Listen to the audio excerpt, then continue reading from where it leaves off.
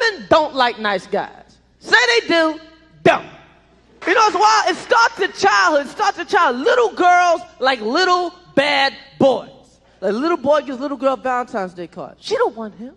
She don't want nothing to do with him. She wants a little boy that just punched her in the back and ran down the hall. Ooh, I love him. He's so cute. Then you grow up and you marry that same little boy. And next thing you know, you're on Oprah going, I don't know what I did to deserve this. It just ain't right. But yo, you picked that man. You chose that man. You know, you could have had nice boy Roy, but you picked ass whoop McGee. Oprah, I love ass whoop. He's a good man. In between alphabets, he reads poetry. The violets are blue, roses are red. Time to kick a bitch in the head. You know what I found out growing up? Totally shocked me. White kids are just as shocked to find out black kids don't talk back to their parents as we are when we hear them talk back to theirs. So I used to have a little buddy would come over my house on the weekends, little Nate. We'd be in my room playing video games. My mother used to come in the room on us, cuss me out for no reason. Just scare the shit out of both of us.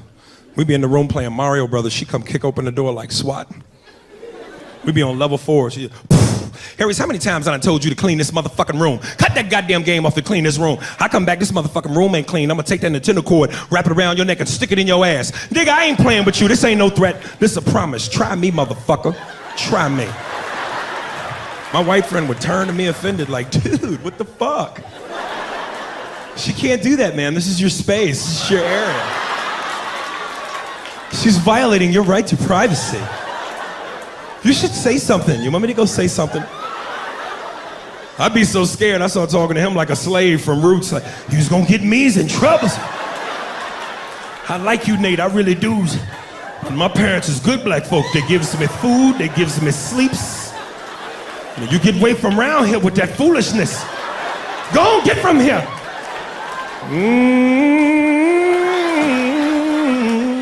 Whoa, Lord. My mother smacked the shit out of the white boy. He turned into me. Wet in the water. When I say the genders, I am only speaking of 2 of the several hundred that now exist. I would like it to be clear where I stand. I have no problem calling anybody anything they wish to be called. It is no burden on me. You can identify as a shoelace if you want to.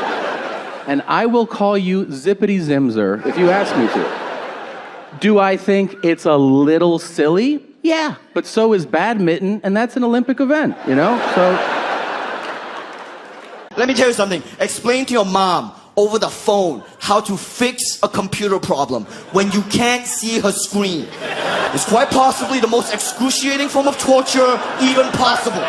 If I was an intelligence officer and you captured me and you wanted to extract information from me, you need to fuck some shit up on my mom's computer. You got to call me on the phone.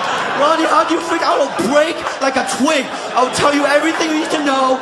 For the love of God, fix a computer, fix it right now. You have to explain every excruciating step to her like you're defusing a bomb. Just calm down, just listen to what I'm saying. Click the red X next to your comment, okay? Do you see your comment?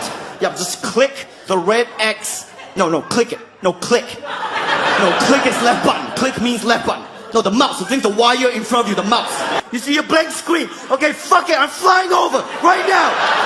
No, don't book my flight. I'll book it myself. You're messing. That shit is great. Only bad part is you cannot pass out around white people. Every time white dudes pass out around each other, they always do some borderline gay shit when the guy's asleep. Frank fell asleep, so he like stuck a carrot in his ass and put shaving cream on his balls. Like, why, motherfucker? Why would you do that to a friend of yours? He trusted you enough to sleep around you. You gonna put a carrot in his ass? Is that nice? I tell you right now, if I put a carrot in a black dude's ass, a nigga will kill you when he wakes up for some shit like that. That is an automatic death sentence on the street. It's a rap for you. I'm gonna kill that motherfucker. I thought y'all was friends, baby. What happened? I fell asleep at his house, right? We was drinking, and I fell asleep at his house, and while I was sleeping, right? I'm just gonna kill that motherfucker, all right? That's all you need to know. I grew up very stereotypically in Hong Kong. Like my real name is not even Jimmy, that's my English name. My real name is Man Xing, in Cantonese Man Sing. It stands for 10,000 success. I had very ambitious parents, and now I'm telling dick jokes and doing Tai Chi on stage, so. Jimmy was just kind of like an arbitrary English name that just sounded easy. And my dad, he named himself Richard. I was like, Dad, why'd you name yourself Richard? He was like, because I want to be rich. It makes so much sense. And then they named my older brother Roger after the James Bond actor Roger Moore. Yeah, but my brother hated that name. He was like, man, it makes me sound like an old white guy. So eventually he changed his own name to Roy. So now he sounds like an older white guy. And now his full name is Roy Roger, which is the oldest white guy to ever white. My kids caught me and my wife fucking. Let's just start here. The worst thing about my kids catching us having sex is that we were having sex in positions that you couldn't play off. You know, there's some sexual positions that you can play off. There's a lot of couples here tonight. I see you with your lady, sir. If you and your lady having sex and your lady laying on the side and your kids come bust in the room, you can play that off. All you gotta do is sit up, act like you're watching TV. Hey, get the fuck out of here. Don't come back in here until we done watching TV. If you're real good and you got your bottom half covered up, when you sit up, you can technically keep fucking while you talking. Get your ass out the goddamn room. Don't come in the goddamn room. Your lady be trying to talk, don't come in here. This is my favorite part of the show. I saw a guy get out of a cab the other day, said to a cab driver, he said, learn the fucking language. I'm like, what a piece of shit. By the way, it's kind of nice when they don't know the language. But you ever call an Uber at like 5 a.m. to the airport, and it's like a little Korean guy, and you're like, this might be a nice quiet ride.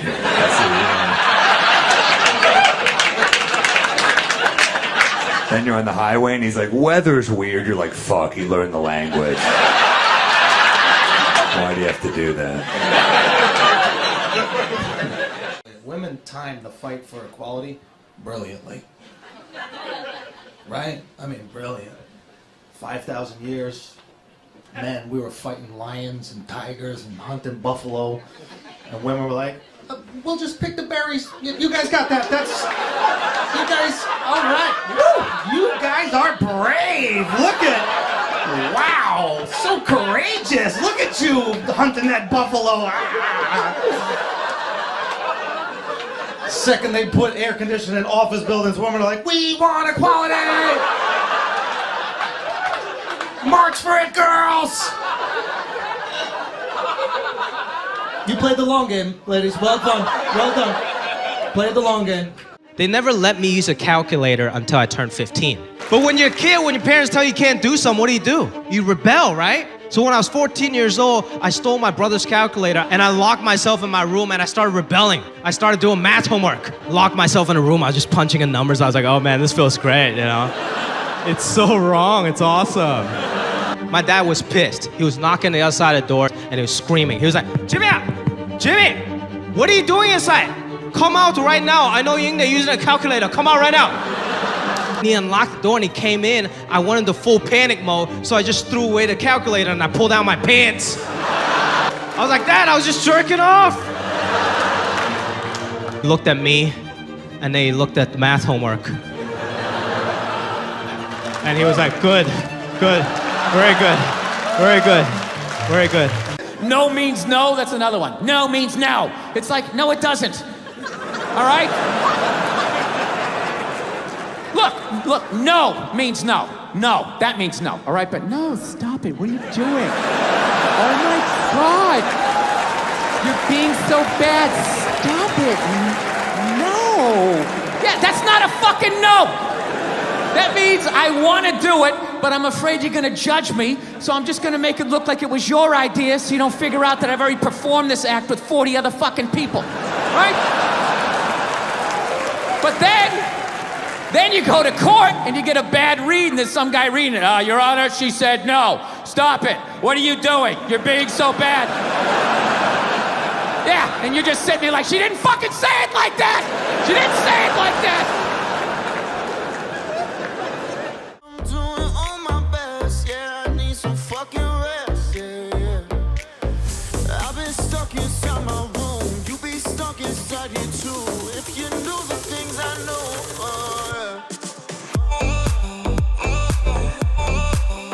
Get uptight whenever I talk about porn. I don't know why.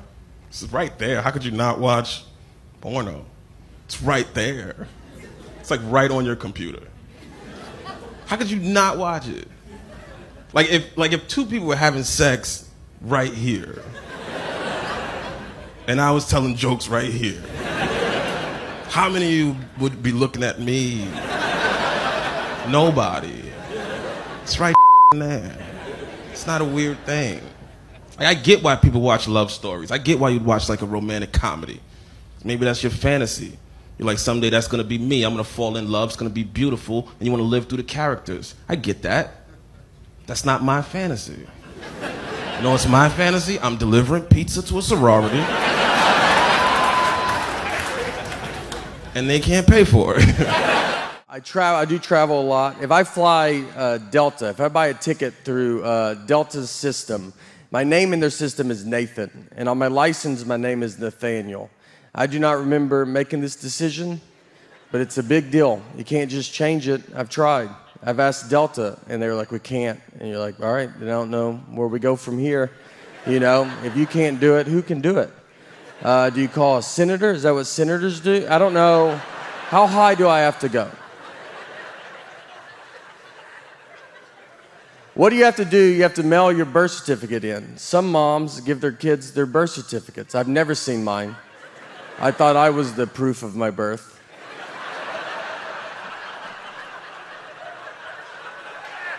And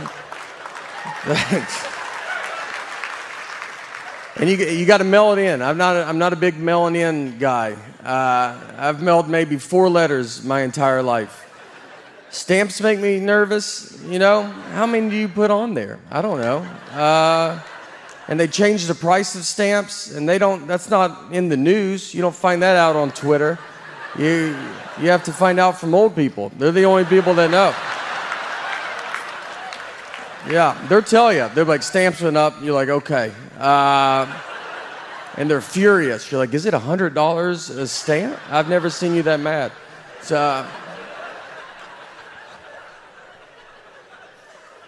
I will never go through this process to get my name changed, so I just deal with it. And it gets brought up. I was checking a bag once, and the guy... Let me tell you about a story so true. We're showing me style and it's all so cool. It's about a garment torn and frayed, getting its threads, the story conveyed. Walking down the streets with holes in my teeth. These ripped things here, part of me you see. It ain't about the brand or the label it holds. It's about the journey, the stories it unfolds. In these ragged clothes I find my voice, a testament to resilience. My choice from the streets to the stage. I rock my style in my tattered shirt. I walk that mile.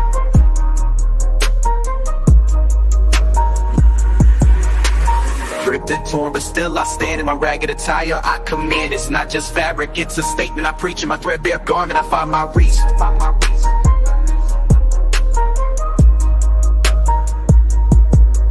From the barrio to the bar, I make my mark. In my worn out jeans, I leave a spark. They may call it rags, but I call it art. In every stitch and tear, I play my part. It's the struggle of the streets, the hustle so real. In my tattered jacket, I seal the deal. A symbol of defiance against the status quo. My passion, pants, I let it show. It's not about the riches or the wealth I lack. In my faded hoodie, I stay on track. It's the heart of the hustle, the grind each day. In my worn out kicks, I find my way. Ripped and torn, but still I stand.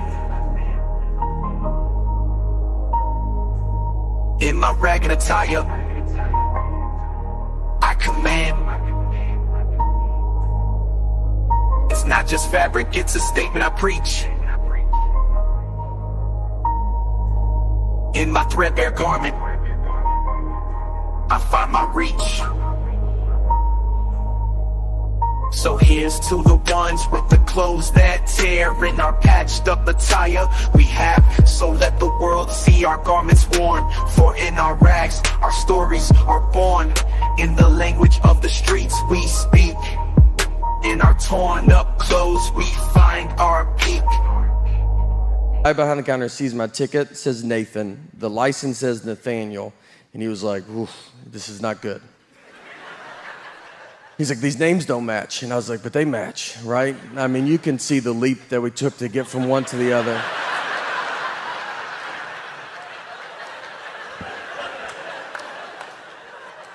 And he was like, but they're not the same. I was like, they're the same. And I mean, at this point, I was like, if this guy finds out people call me Nate, he's gonna lose his mind. Like, he's gonna call the police to be like, there's a guy with 3 names trying to fuck. Like, if you guys wanna shoot him or something. So I was like, what do you want me to do? And he goes, you should go home. That was his honest. He's like, I mean, I can't believe you've made it this far. I said, let me try it. Shouldn't I just try it? You know? I was like, look, I'll give you that those names don't match. But what I think is going to help a ton is the picture on the ID. I mean, I think with 100% face, 70% of the name, that's 170%. I think I'll get through. And he was like, look, man, I get it, all right? He was trying to relate to me. And this is honestly what he said. He was like, my name's Joseph. That's what's on my license. But if I buy a ticket under my nickname Bart, they're not going to let me through.